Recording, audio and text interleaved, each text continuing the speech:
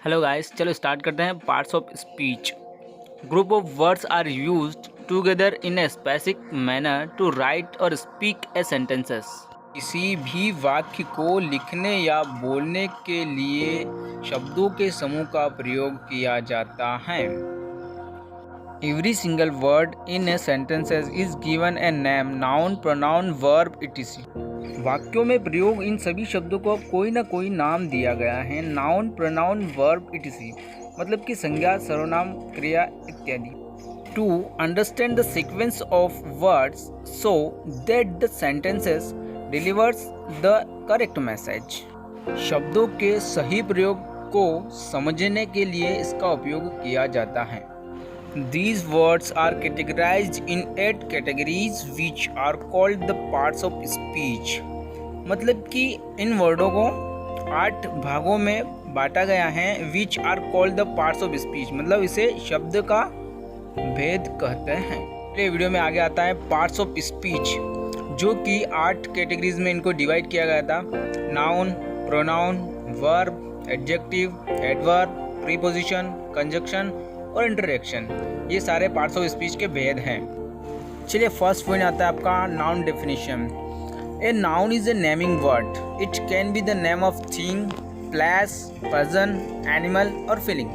मतलब कि इसमें किसी का नाम हो सकता है, थिंग मतलब वस्तु हो सकती है, प्लेस मतलब स्थान हो सकता है, पर्सन मतलब कोई व्यक्ति हो सकता है, एनिमल मतलब कि जानवर भी हो सकता है और फीलिंग मतलब अपनी फीलिंग जो भी है, जो अनुभव है वो एक्सप्रेस करने के लिए नाउन का यूज़ होता है। जैसे नाउन के एग्जाम्पल्स हैं boy, girl, beauty, man, dog, book, Ram और इंडिया। एग्जाम्पल जो सेंटेंस में है, success is a very important, Ram is a my friend. Very easy guys. चलिए नेक्स्ट आता है आपका प्रोनाउन मतलब कि सर्वनाम। The pronoun are used in place of the noun मतलब नाउन के स्थान पर जो यूज़ होता है वो प्रोनाउन कहलाता है। जैसे कि I, me, you, she, they, them, we, him, her, our, their, your, its, इससे बहुत सारे जो एग्जाम्पल्स हैं। एग्जाम्पल के थ्रू सेंटेंस में आप देख लेना। Ram was with me, me pronoun है। Dad is called me, I play cricket.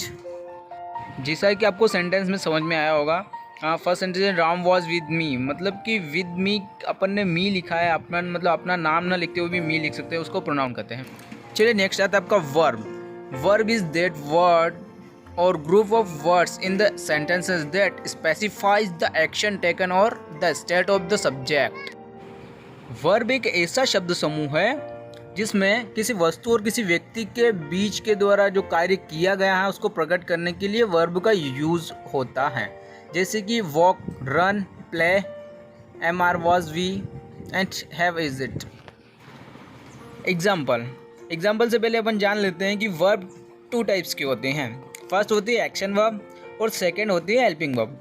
Helping verb अधिकतर टेंस में यूज होती है और एक्शन वर्ब कहीं भी हो सकती है। एग्जाम्पल देखते हैं। आयंश इज स्लीपिंग, आयंश सो रहा है। स्लीपिंग जो है वो है आपकी एक्शन वर्ब और ईज लगा हुआ है ना, वो आपका है हेल्पिंग वर्ब। ये नेक्स्ट आता है आपका एडजेक्टिव। दोज वो एट्रीब्यूट और give some additional information about a noun और प्रोनाउन।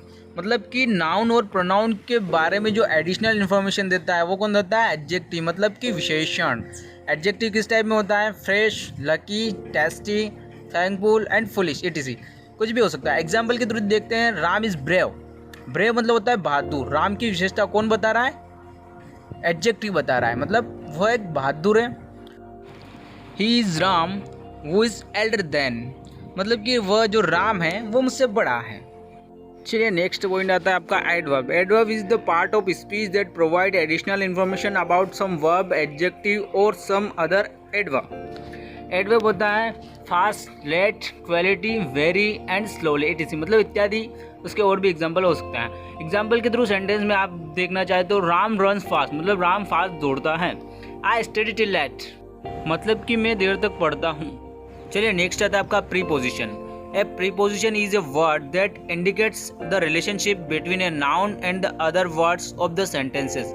मतलब कि जो है वो नाउन और अदर वाक्यों के बीच में संबंध स्थापित करता है तथा they explain relationship of sequence, space and logic between the object of the sentences and the rest of the sentences.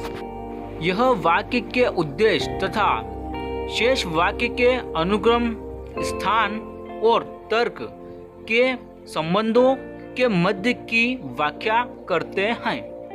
They help us understand order, time, connection and position. मतलब कि वो हमें आदेश देते हैं। टाइम मतलब समय, कनेक्शन मतलब कि कनेक्शन एंड पोजीशन मतलब पदों की जानकारी को समझने के लिए। चलिए एग्जाम्पल देखते हैं। I am coming from Delhi, Ram depends on you. मतलब कि ऑन इसमें प्रीपोजिशन है, फर्स्ट वाले एग्जाम्पल में फ्रॉम प्रीपोजिशन है। चलिए नेक्स्ट आता है आपका conjunction. Conjunction is the word that joins two words और सेंटेंसेस। कंजक्शन एक ऐसा है जिसमें दो शब्दों को या दो सेंटेंस को एक साथ जोड़ा जाता है। कंजक्शन में होता है as, because, but, for, just, only, nor, neither, not, whatever, yet. चलिए एग्जाम्पल देखते हैं। Ram and Shyam are good friend. Ram और श्याम एक अच्छे दोस्त हैं। मतलब एंड जो है इसमें कंजक्शन का काम कर रहा है। You might take this book और दैट बुक। नेक्स्ट पॉइंट आता है आपका interjection. The words like hurray, Allah, etc are called interjection. These words are used to express very strong sudden sentiments. Grammatically, these words have no connection with the sentences they are used with. हरे और alas एक ऐसे words हैं जो कि introduction में विस्मयबोधक वाक्य में सबसे अधिकतर यूज होते हैं। इंटरजेक्शन को अपनी भावना को व्यक्त करने के लिए इनका उपयोग किया जाता है। इंटरजेक्शन जो है वो व्याकरण की दृष्टिकोण से किसी अन्य वाक्यों से कोई संबंध नहीं रखते हैं। इंटरजेक्शन के अंदर alas, congrats, bless, you, oh, oops ऐसे वर्ड्स आते हैं। एग्जाम्पल के तरीके हरे, वी हैव वॉन।